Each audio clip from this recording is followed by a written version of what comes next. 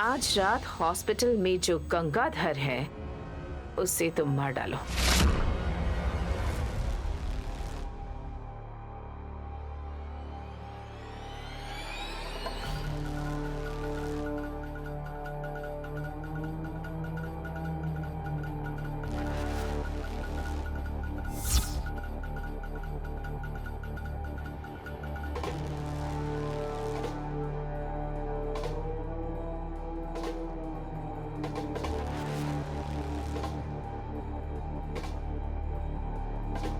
और उसके मरने के बाद विशाल को कैसे फंसाना है ये मैं प्लान करूंगी।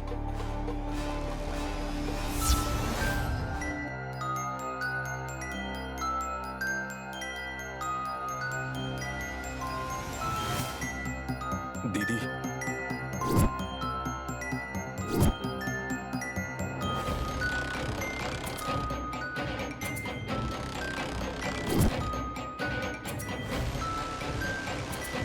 ए परशु, मैजिक बॉक्स से फिर से वही म्यूजिक सुनाई दे रहा है। मतलब गंगाधर ने उस बॉक्स को नैनी को देते हुए कुछ कहा था, इसलिए वो अब उसे खोल कर काम में लग गई है। उसके अंदर का रहस्य अगर उन्होंने जान लिया तो हम बुरी तरह फंस जाएंगे। कुछ समझ नहीं आ रहा। अब क्या करेंगे दीदी?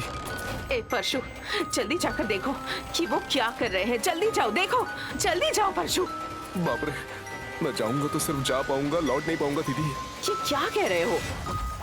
हाँ दीदी, अगर मैं जाऊंगा ना तो भांजे को डाउट आ जाएगा। वो चुप बैठेगा क्या? मुझे छोड़ेगा क्या बताओ? अगर तुम वहां गई ना तो किसी को शक नहीं होगा दीदी। तुम जाओ ना। छी।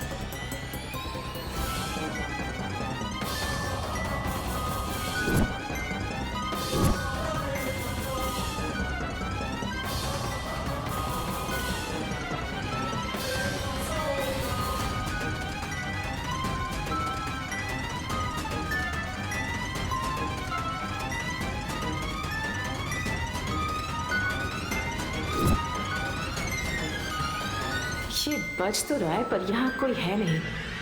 इसका मतलब ये खुद ब खुद बज रहा है क्या?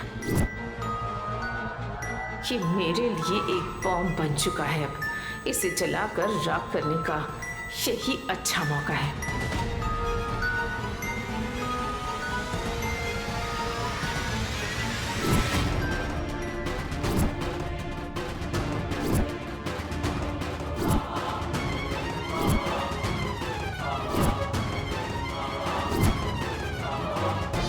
ये क्या?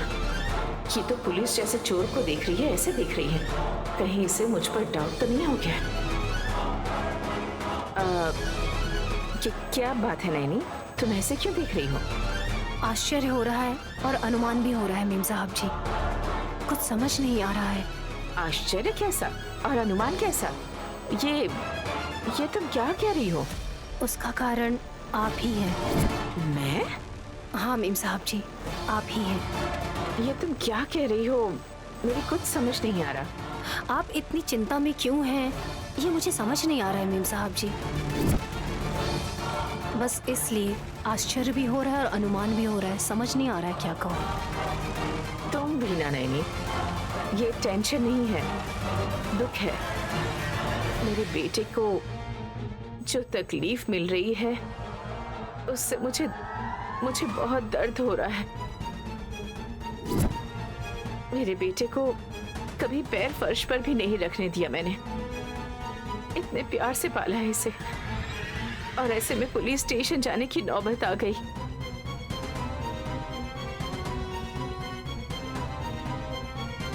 किसी भी माँ के लिए इससे ज्यादा दुख की बात और क्या हो सकती है। माँ प्लीज माँ, आप रोइए मत। मैं पुलिस स्टेशन गया, इस बात से ज्यादा दुख मेरी माँ को पुलिस स्टेशन में कदम रखना पड़ा, इस बात का दुख मुझे ज्यादा है माँ। आप ऐसे रोकर मुझे और दुखी मत कीजिए माँ, प्लीज माँ। तुम्हारे पुलिस स्टेशन से घर आने के बाद तुम्हारे पास आकर तुम्हें दिलासा देने का बहुत मन किया मुझे विशाल, पर जो हुआ उस बारे में सोचकर तुम और दुखी हो जाओगे, ये देखकर मुझसे भी रहा नहीं जाएगा। इसलिए मैं नहीं आई तुम्हारे पास।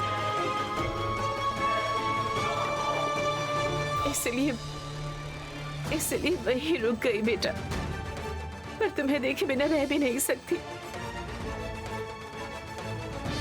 इसलिए मैं भागते हुए यहाँ आ गई। ये बज रहा था तो इसे बाहर रखने के लिए मैंने ले लिया। बेटा विशाल, जो यादें खुशी दें उसे कैद करके रखना चाहिए, और जो यादें दुख पहुंचाए उसे मिटा देना चाहिए। इसलिए जो कुछ हुआ उसे बुरा सपना समझकर भूल जाओ बेटा, और शांति से रहो, नहीं तो तुम्हारा वो दुख तुम्हारी माँ भी नहीं देख पाएगी बेटा। हाँ माँ, मैं हिम्मत से रहूंगा माँ, आप मेरी चिंता मत कीजिए, मुझे चिंता आपकी है। आप अगर दुखी होंगी तो दुख मुझे भी होगा। अपनी आंखों के सामने अपने बेटे को इस हालत में देखना, एक माँ ये सब सहन नहीं कर सकती। मेरे लिए ये आसान नहीं है बेटा। जब भी याद आता है तो मेरे दिल के टुकड़े टुकड़े हो जाते हैं। माँ, माँ, देखा तुमने नैनी, माँ को कितना दुख हो रहा है। देख रही हूँ साहब जी, बिना पल के झपकाए मैं सब कुछ देख रही हूँ।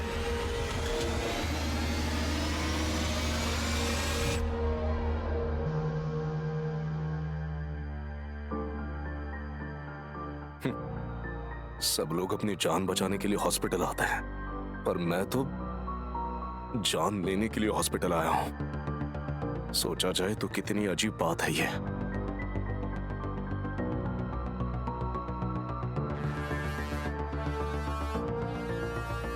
Doctor good evening. आप ही से कह रहा हूँ। हाँ, मैं भी डॉक्टर हूं ना, भूल गया था। डॉक्टर होकर आप कैसे भूल गए? वो मेरी हर दिन मॉर्निंग ड्यूटी होती है ना, और आज से मेरी नाइट ड्यूटी है, तो इसलिए नाइट टाइम डॉक्टर हूँ ये बात भूल गया था। गुड नाइट, गुड नाइट, आप जाइए। ओके। जीजा जी को टकाटक मारकर फटाफट निकल जाऊंगा।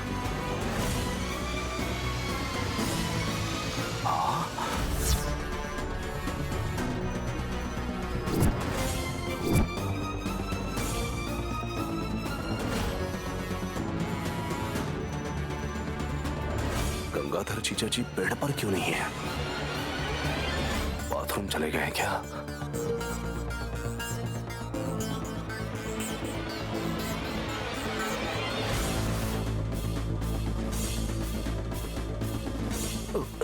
लगता है मेरा दिमाग घास खाने के लिए गया है। जो इंसान कोमा में, वो बाथरूम कैसे जाएगा? पता नहीं वो कहाँ है। सिस्टर, बोलिए डॉक्टर। मुझे जरा एक बात बताओगी? 19th रूम में जो पेशेंट है वो कहाँ है? आपको पता होते हुए भी आप मुझसे क्यों पूछ रहे हैं डॉक्टर? पता होते हुए भी? हाँ डॉक्टर, आपको बोलकर ही तो उसके घर वाले उसे लेकर गए हैं।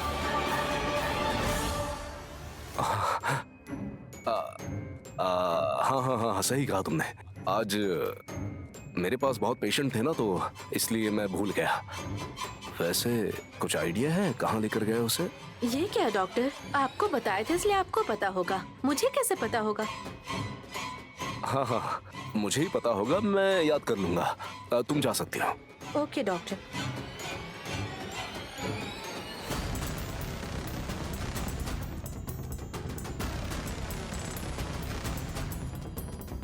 लोग गई भैंस पानी में। जीजा जी को मारने से पहले लगता है मैं ही मर जाऊंगा। जीजा जी हॉस्पिटल में नहीं है ये बताऊंगा तो दीदी मुझे मार डालेगी। अब मैं क्या करूं हे भगवान।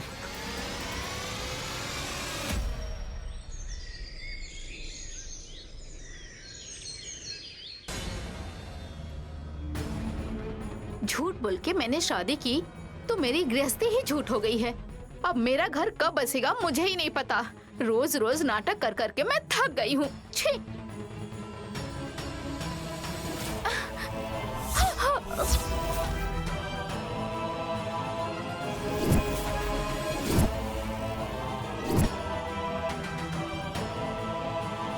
तुमने ट्रांसफार्मर को टच कर लिया, अब तो तुम्हारा काम तमाम। माफ करिएगा माँ जी, मैंने आपको देखा नहीं, बुरा मत मानिएगा प्लीज। गजरा कहाँ रखना चाहिए ये भी तुम नहीं जानती? अनजाने में फिसल के गिर गया माँ जी। इसे फिसलना नहीं कहते हैं, फेंकना कहते हैं। तुम नैनी की बहन हो, बस इसी एक कारण से मैं रुक गई, नहीं तो आज मैं तुम्हें अच्छा सबक सिखा देती। वैसे मैं जब भी आती हूँ तुम यही नजर आती हो। तुम्हारा क्या काम है यहाँ?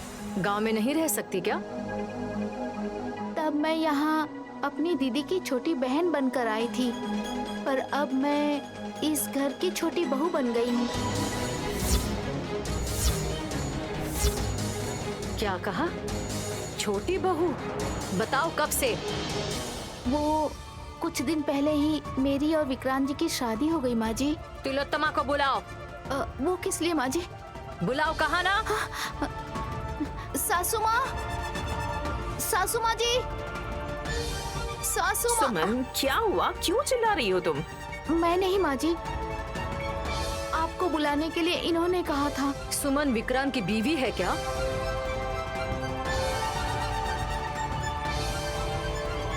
हाँ दीदी। क्या हो रहा है इस घर में? हाँ, बेटे की शादी में मुझे नहीं बुला सकती थी तुम? जैस्मिन और विशाल की शादी की बात इन्हें पता नहीं चलनी चाहिए। शादी पहले से तय होती तो आपने जैसे कहा हम सबको बुलाते ना दीदी, पर बिना तय किए हुई ये शादी अचानक से हो गई थी, इसलिए आपको नहीं बुला पाए। बिना तय किए मतलब तिलोत्तमा? इसका 3रा महीना चल रहा है। मंडप में सबके सामने इसने कहा था। लोगों के सामने हमारी इज्जत की धज्जियां ना उड़ जाए, इसलिए चुपचाप हमने ये शादी करवा दी। तुम्हें जरा भी अकल है? तुमने अपने बेटे की ऐसी परवरिश की है? जो एक लड़की मेहमान बनकर आई है उसके साथ कैसे रहना चाहिए ये तुमने अपने बेटे को नहीं सिखाया? दीदी, मेरे बेटे ने जो किया वो गलत है, मैं मानती हूँ, पर फिर भी ताली तो 2 हाथों से ही बजती है ना। सिर्फ मेरी परवरिश पर ही सवाल नहीं उठाना। सुमन भी तो अच्छे परिवार से आई है ना, तो सुमन की परवरिश के बारे में अगर उसकी बड़ी बहन से पूछेंगी तो अच्छा रहेगा। नैनी, नैनी, नैनी। मेम साहब जी, शादी होने से पहले तुम्हारी बहन गर्भवती थी।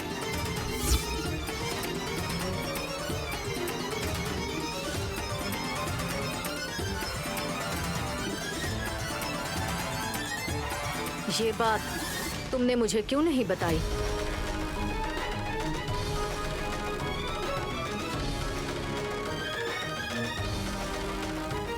तुम परंपरा और संस्कार का पालन करती हो, पर तुम्हारी बहन कैसी है?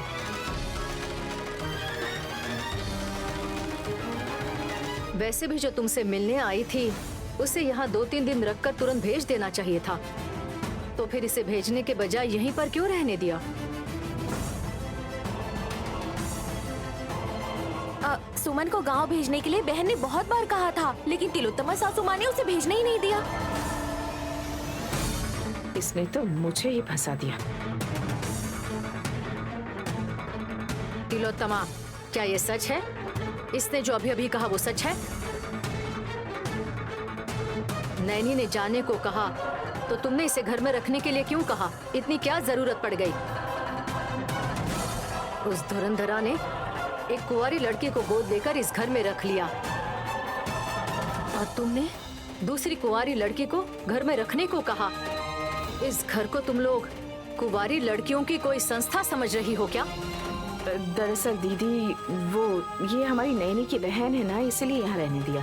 पर ऐसा हो जाएगा ये नहीं सोचा था। हाँ, अब बस करो। ऐसी नौबत आ गई, इसका कारण तुम हो। फिर नैनी को क्यों कह रही हो? मीम साहब जी, गलती होनी थी, हो गई। अब आप अच्छे मन से मेरी बहन को आशीर्वाद दे दीजिए ताकि उसकी गृहस्थी खुशहाल रहे। सुमन, मीम साहब जी का आशीर्वाद लो।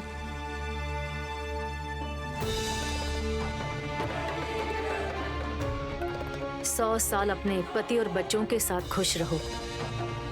उठो।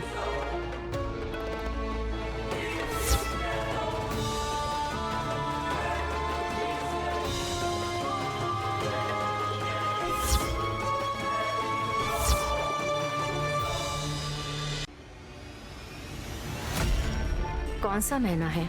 तीसरा महीना। मतलब अगले 6 महीनों में तुम इस घर को एक अच्छा वारिस देने वाली हो। तुम जाकर रेस्ट करो बेटी।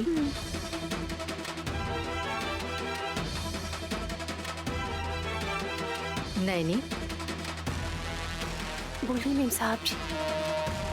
अच्छाई को और तुम्हारे प्यार को मैं समझ सकती हूँ। तुम्हें अपने बहन से बहुत प्यार होगा, पर उसके झूठ का बोझ उठाना तुम्हारे लिए अच्छा नहीं है। कल तुम्हारी इसी बहन के कारण ऐसा दिन आ सकता है कि तुम सबके सामने गुनहगार बनो। ध्यान रखना। मैं जानती हूँ तुम्हें मेरी बात समझ में आ गई है। जिस दिन से मेरी बहन गायत्री हमें छोड़कर चली गई, उस दिन से इस घर का रंग उतर गया है। फिर तुम्हारे आने के बाद ही वो लौट आया है। जो तुम्हें पसंद नहीं करता, तुम पर जो उंगलियां उठाता है, ऐसे लोग ही यहाँ ज्यादा हैं। पर सुमन को कैसे बताओगी? क्या बताओगी, ये मैं तुम पर छोड़ रही हूँ। मुझे माफ कर दीजिए मीम साहब जी। जो हो गया सो हो गया, लेकिन तुम ध्यान रखना, विशाल का ठीक से ध्यान रखना। मीम साहब जी, क्या आप मेरी एक मदद करेंगी? क्या बात है नैनी? मुझे क्या आप लक्ष्मीपुर लेकर जाएंगी? वहाँ जहाँ गायत्री माँ जी पैदा हुई थी। तुम्हारे मन में ये ख्याल आया, लेकिन हम कल ही लक्ष्मीपुर जा रहे हैं, ये बात मैं खुद तुम्हें बताने वाली थी। दशहरे के दिन तुम्हारी सास के घर में पूजा करवानी होगी। कल सुबह ही तुम और विशाल अपना सफर शुरू कर देना। ठीक है मीम साहब जी। ये लक्ष्मीपुर क्यों जाना चाहती है? अचानक से क्या जरूरत पड़ गई?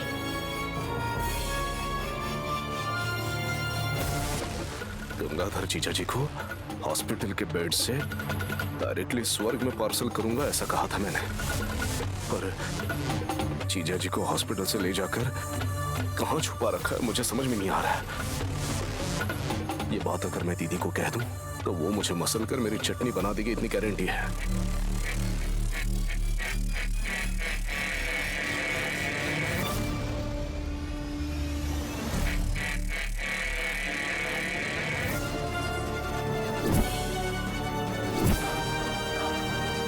बाप रे, दीदी एक शेरनी की तरह क्यों लग रही है? कहीं ये वायलेंस के पहले का साइलेंस तो नहीं है? दीदी, दीदी, इतने सीरियसली क्या सोच रही हो तुम? हाथों में मिट्टी लगे बिना, किसी तीसरे को पता चले बिना मैं तुम्हें कैसे रास्ते से हटाऊं, ये सोच रही हूँ। दीदी, दीदी, तुम्हारे कहे गए सारे पाप, सारे धोखेबाजी की चीजें मैंने बिना पूछे सब कर दिया। फिर भी वफादार भाई के बारे में तुम ऐसा सोच रही हो? कितनी बेरहम हो गई दीदी तुम। क्या है ये सब परशु? हाँ, उस गंगाधर के मुंह से मौत की चीख के अलावा और कुछ नहीं निकलना चाहिए, ऐसा कहा था ना। पर उसने उस मैजिक बॉक्स से संबंधित किसी रहस्य को उस नैनी को बता दिया है। मैंने तो सही निशाने पर गोली मारी थी दीदी, लेकिन जीजा जी की जान नहीं गई और वो मरे नहीं। इसमें मेरी क्या गलती है? अगर वहाँ मिस हो गया तो हॉस्पिटल में मिस मत करना, कहा था ना मैंने। कहा था दीदी, कहा था। जीजा जी अगर हॉस्पिटल में होते तो मैं उन्हें मारता ना। क्या कहा? क्या हुआ? बाप रे बाप, मेरी जुबान फिसल गई। मतलब वो जीजा जी को वहां से ना कोई लेकर गया है दीदी।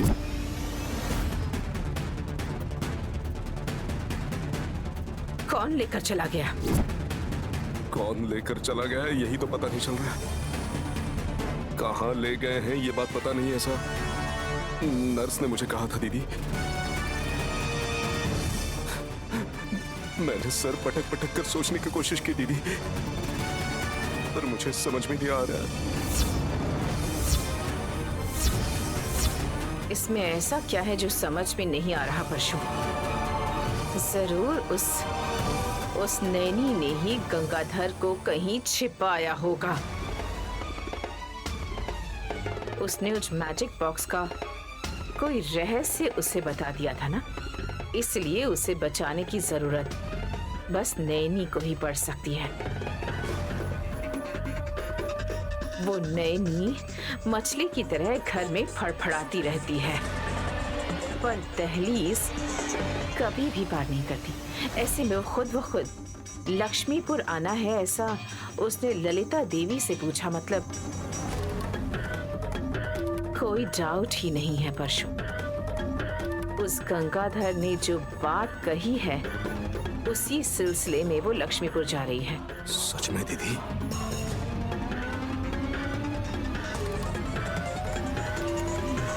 गंगाधर मेरा पति है ये बात उसे पता चल गई है परशु, इसलिए जैसे ही अभिमन्यु को मारने के बाद अर्जुन आया था उसी तरह मेरे बारे में इंक्वायरी करना शुरू कर दिया है उसने।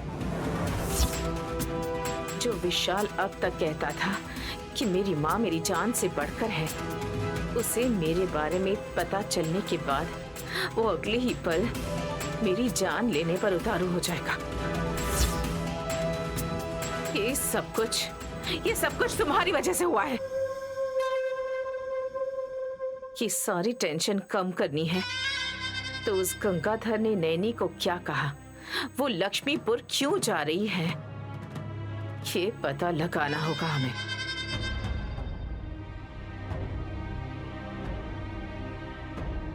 दीदी, जेब में चश्मा रखने के बाद भी दिखाई नहीं देता उस तरह से आंखों के सामने अभी एटम बॉम्ब जैसे मौके को तुम देख नहीं पा रही हो दीदी, और शायद इसीलिए तुम डर रही हो। एटम बॉम्ब जैसा मौका? क्या है वो?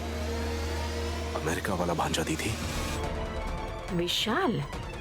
भांजे को तुम पर किसी तरह का डाउट नहीं है, इसलिए तुम जाकर उससे कहो, बेटा विशाल, तुम और नैनी लक्ष्मीपुर क्यों जाना चाहते हो ये बता देना प्लीज बेटा।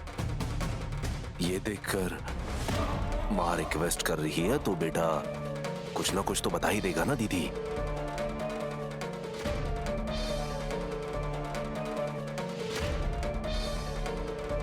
सही है।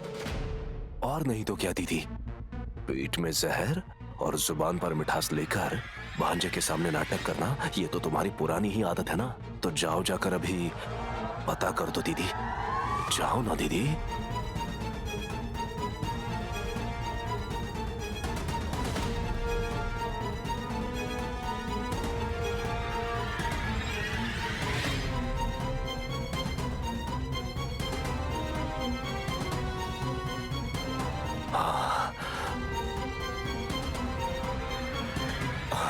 हे भगवान,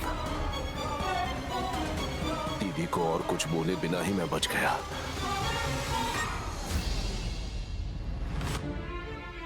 साहब जी, ऐसा क्यों है? क्या हुआ? क्या इंसान इतना कठोर हो सकते हैं कि वो राक्षसों की तरह बर्ताव करेंगे? क्या हुआ साहब जी? हमें मारने की चाहत रखने वालों को मारना ही युद्ध है। हमें धोखा देने वालों को सबक देना धर्म है। फिर अच्छे इंसानों को क्यों मारना नैनी? हाँ, उससे बड़ा पाप और कुछ हो ही नहीं सकता। साहब जी, आखिर आप किस बारे में बात कर रहे हैं? हाँ, मेरी माँ को भला करने के अलावा बुरा करना आता ही नहीं था। सभी का अच्छा हो यही चाहती थी वो। उसके लिए सबकी सहायता करके साथ खड़ी रहती थी।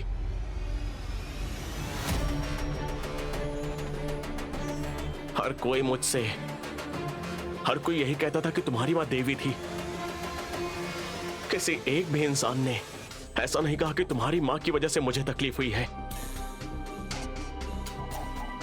इतने अच्छे दिल वाली मेरी माँ को मार डाला तो वो कितने बड़े राक्षस होंगे, तुम ही बताओ। ये क्या सुबह से इसी विषय पर डिस्कशन कर रहे हैं?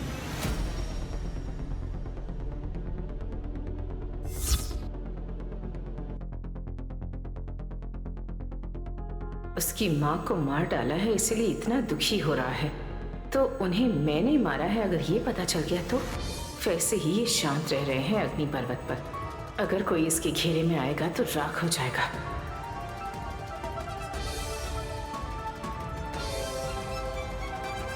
माँ,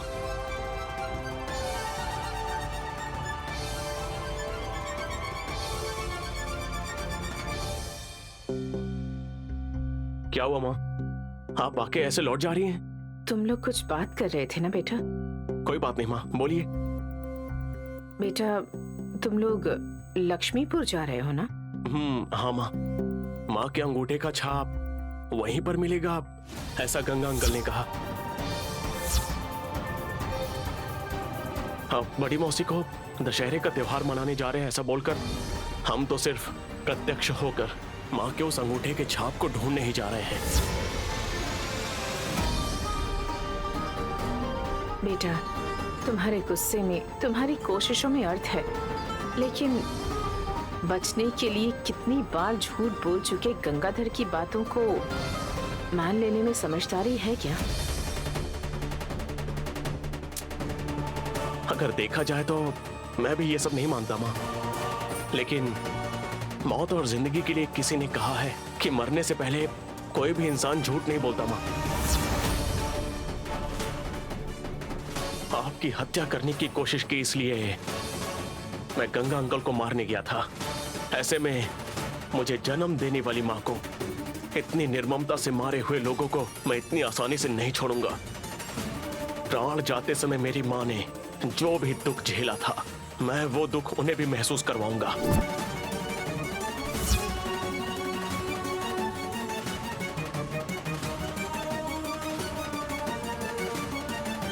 बेटा, एक अच्छे काम के लिए तुम गांव जा रहे हो।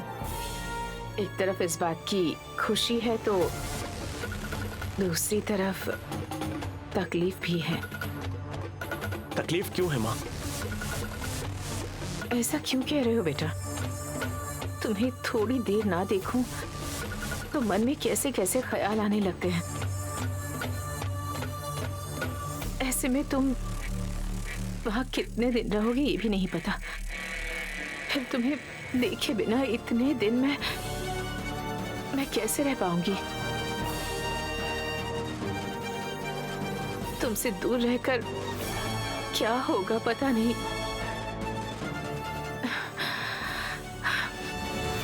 ठीक है बेटा, मुझे तकलीफ तो बहुत होगी, फिर भी तुम्हारे आने का इंतजार करूंगी। लेकिन मुझे सिर्फ एक ही डर है, मैं रह भी पाऊंगी या नहीं। माँ, मुझे देखे बिना आप नहीं रह सकती हैं, मुझे पता है। इसलिए एक काम करते हैं। कैसा काम बेटा? वैसे भी दशहरे पर जाएंगे ऐसा बड़ी मौसी ने कहा था ना, तो ऐसा करते हैं कि हम सब लक्ष्मीपुर चलते हैं, ठीक है?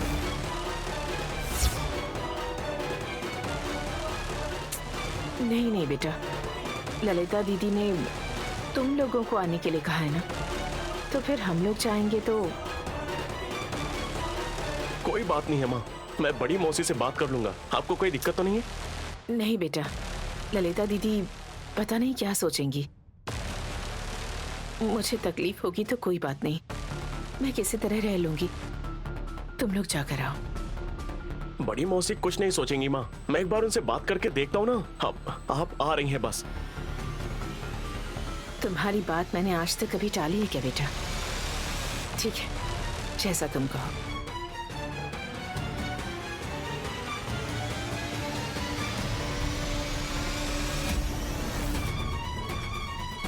तुम लोग अंगूठे के छाप को ढूंढने में लगे रहो, और वो तुम्हें ना मिले इस काम में मैं रहूंगी।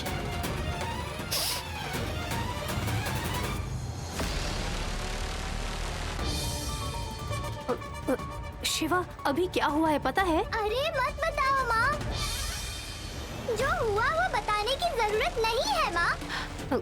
क्यों शिवा, ऐसी बातें क्यों कर रहे हो? वो तिलोत्तमा माँ जी बाबूजी के साथ बातें कर रही थी, जो सब मैंने सुना है। सुनने के बाद मुझे एक ही बात समझ में आई कि उनकी बातों के पीछे कोई राज है। तो मतलब वो कैसे शिवा? तुम्हारे साथ लक्ष्मी पुरानी का उसके मन में क्या विचार था?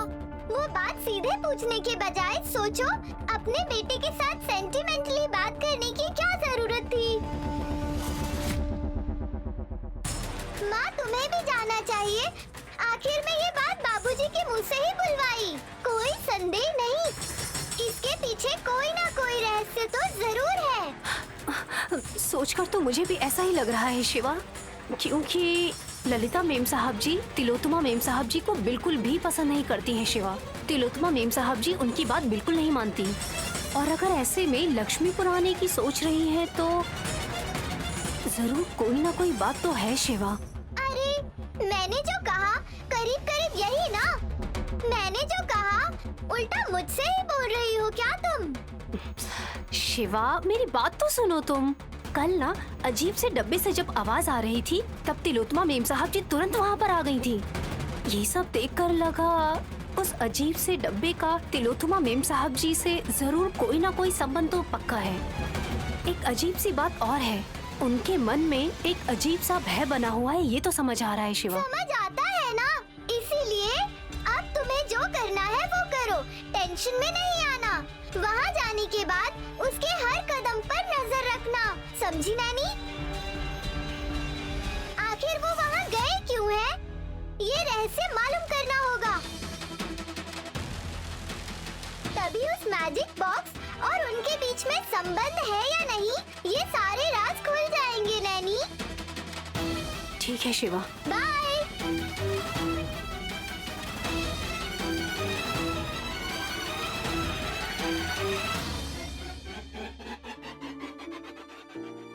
विशाल, नैनी कहाँ है? मेम नैनी- साहब जी, मैं आगे मेम साहब जी, कमरे को ठीक करने में थोड़ा वक्त लग गया मुझे। ठीक है, तुम बैठो, आज मैं परोसती हूँ। अरे आपको मैं परोसूंगी मेम साहब जी, आप बैठिए, मैं खाना परोसती हूँ। हमेशा तुम ही पेट भर के खाना खिलाती हो, आज एक दिन मुझे परोसने दो। सबके साथ बैठकर तुम्हें खाते हुए देखना चाहती हूँ।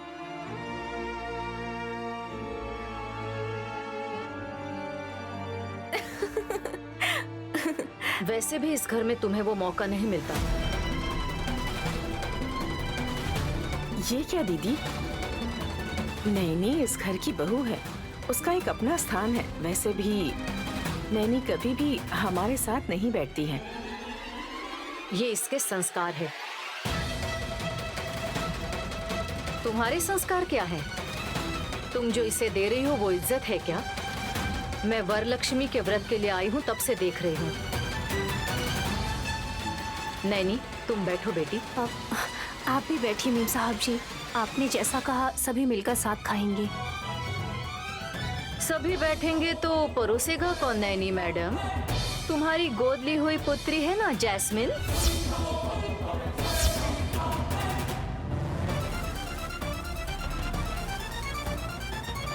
जैस्मिन, क्यों? ये तुम्हारी बेटी ही है ना?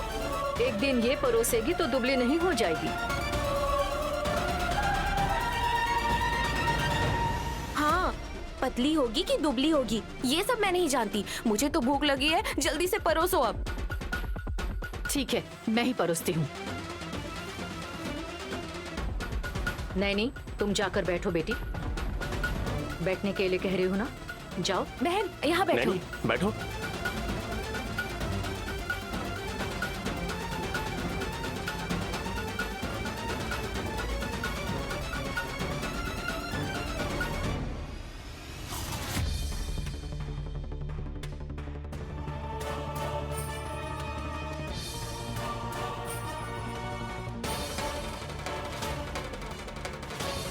बस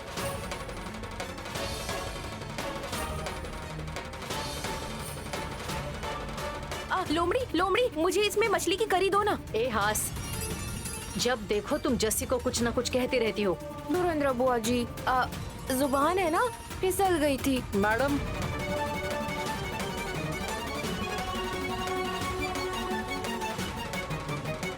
कांस्टेबल क्यों आया है?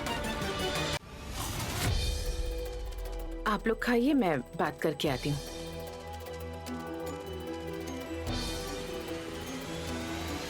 बताइए क्यों आए हैं यहाँ? गंगाधर पर जो मर्डर का आरोप है उस बारे में ललिता जी और विशाल जी से बात करनी है मैडम। बोलिए।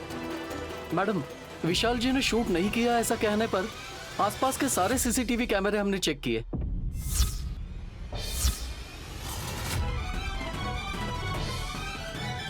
तुम्हें हत्यारा दिखा? दिखा सर, लेकिन उसका चेहरा नहीं दिख पाया। उसने फेस कवर कर रखा था।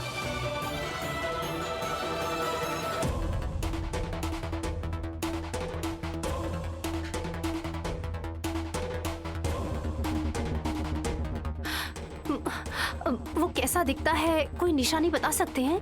उनकी हाइट लगभग 6 फीट है।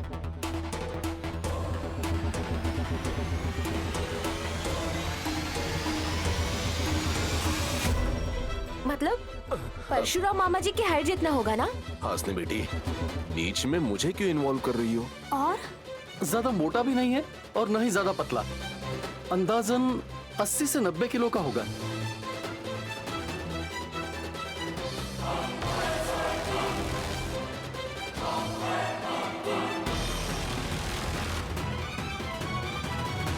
ऐसा क्या? परशुराम मामा जी ने भी अपना वजन लगभग 82 केजीज बताया था। भाभी, मामा जी, आपने बताया था कि नहीं? हाँ बताया था, मेरी किस्मत ही खराब थी। आपने जो बताया था वो एकदम सही मेल खा रहा है। और बताइए बताइए क्या बात है? कैप पहने हुए था, टी शर्ट पहने हुए था और मास्क भी लगाया था। हाँ क्या? मामा जी, आप अर्जेंटली एक काम कीजिए। तुम मेरे ही पीछे क्यों पड़ी हो हासनी बेटी? आप थोड़ा चुप रहिए मामा जी। एक बार आप कातिल की तरह तैयार होकर आ जाएंगे ना, तो यहाँ रहने वाले सभी लोगों को थोड़ी बहुत क्लैरिटी मिल जाएगी। ये क्या बोल रही है? मैं हूँ, पता चलेगा तो यही काट डालेगा विशाल मुझे। क्या हुआ मामा जी, आप चुप क्यों हो गए हैं? ठीक है रुकिए, आप मैं ही सब कुछ लेकर आती हूँ। हासिनी, यहाँ इतना सीरियस डिस्कशन चल रहा है और तुम्हें मजाक सूझ रहा है? चुप रहो तुम।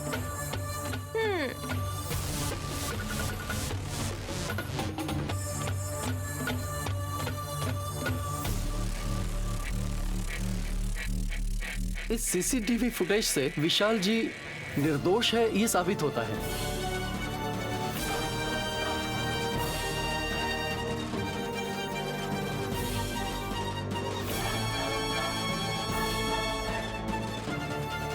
मैं निर्दोष हूं ये जानना मेरे लिए जरूरी नहीं है। मेरी माँ को किसने मारा ये जानना ही मेरे लिए मायने रखता है। आप जल्दी इंक्वायरी पूरी कीजिए। अगर आपसे ये नहीं हो रहा है तो बता दीजिए, मैं डायरेक्टली इसे खुद ही डील कर लूंगा। नहीं सर, 1 हफ्ते में उसे पकड़ लेंगे।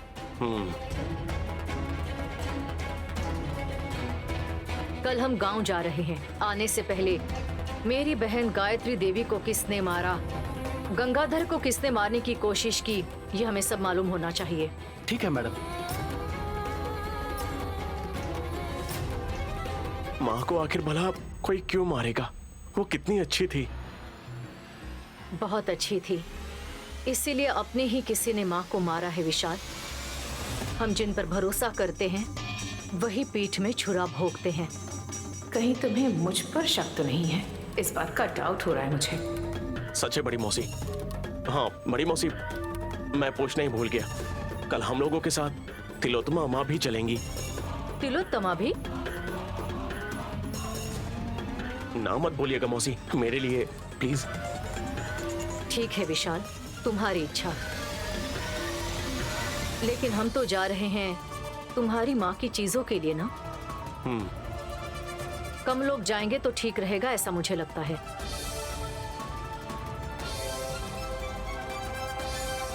थैंक यू बड़ी मौसी।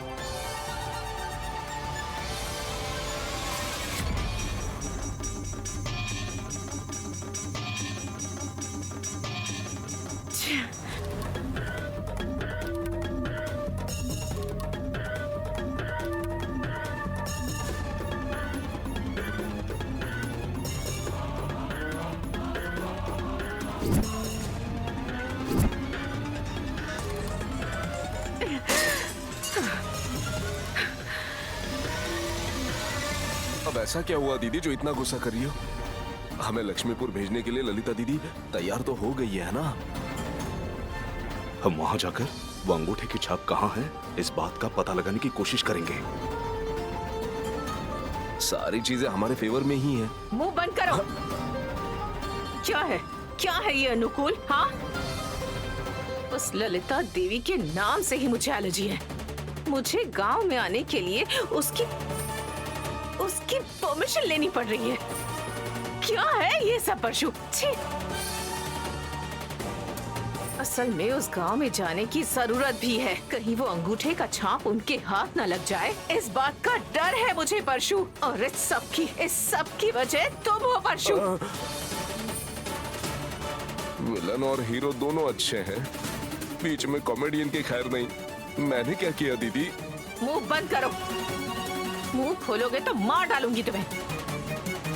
मैंने क्या किया है ये पूछने की हिम्मत भी कैसे हुई तुम्हारी? उस गंगाधर को मार डालने को कहा, आधा काम करके ही छोड़ दिया। मैंने कहा कि उसे हॉस्पिटल में ही उड़ा दो, वो भी तुमसे नहीं हुआ। और अब मुझसे पूछ रहे हो कि मैंने क्या किया है दीदी? उसे कहीं छिपा कर रखा है, यह कहकर झूठी कहानी सुनाई। अगर उसे मार देते तो ये सब नहीं झेलना पड़ता और नैनी को इस बारे में पता नहीं चलता। हर पल डर डर के जी रही हूँ मैं। दीदी, जीजा जी ने उन चीजों के बारे में बताया, इसलिए क्या 20 साल तक वो चीजें वैसे ही रहेंगी?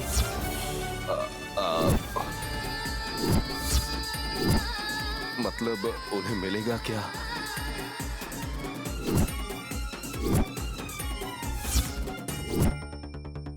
और एक बार भले मिल भी जाए तो क्या हम उन्हें रहने देंगे?